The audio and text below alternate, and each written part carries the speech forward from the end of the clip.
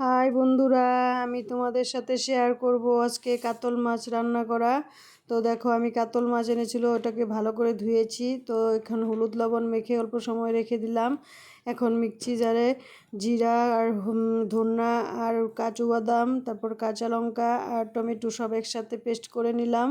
তো কড়াই গরম হয়ে গিয়েছে, কড়াই বসিয়ে দিয়েছিলাম। কড়াই গরম হওয়ার পর তেল দিয়েছি, তেল গরম হওয়ার পর আমি মাছগুলো ছেড়ে দিচ্ছি।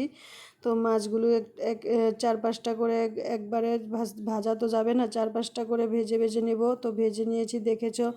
তো এই যে দেখিয়ে দিলাম তোমাদেরকে মাছগুলো ভেজেছি। তো তারপর আমি সর্ষের তেলে গরম হওয়ার পর দিলাম গোটা জিরা, শুকনো লঙ্কা, তেজপাতা। তারপর ওটা ভাজি হওয়ার পর দিয়েছি ওই পেস্টটার মধ্যে আমি একবারে হলুদ, তারপর লঙ্কার গুঁড়া, নুন, চিনি সব একসাথে মিক্সড করে মশলাটা দিয়ে দিলাম তেলে।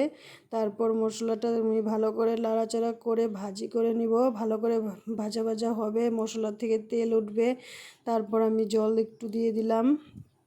জল দিয়ে তারপরে এখন মাছটা ছেড়ে দিচ্ছি। দেখো, মাছটা ছেড়ে দেওয়ার পর এটা ভালো করে গরম মানে উতলাবে ভালো করে, মাছটা উতলাবে ভালো করে, জাল হবে। তারপর আমি এটার মধ্যে কাঁচা লঙ্কা, জাল হইতেছে দেখেছো, তারপর উতলাইতেছে। তো আমি এখন কাঁচা লঙ্কা কেটে দিয়েছি আর গরম মশলা বাটা দিয়ে দিলাম। তারপর গরম মশলা বাটা দিয়ে সামান্য ঘি দিয়ে দিলাম। তারপরে এই যে নামিয়ে নিয়েছি, দেখো।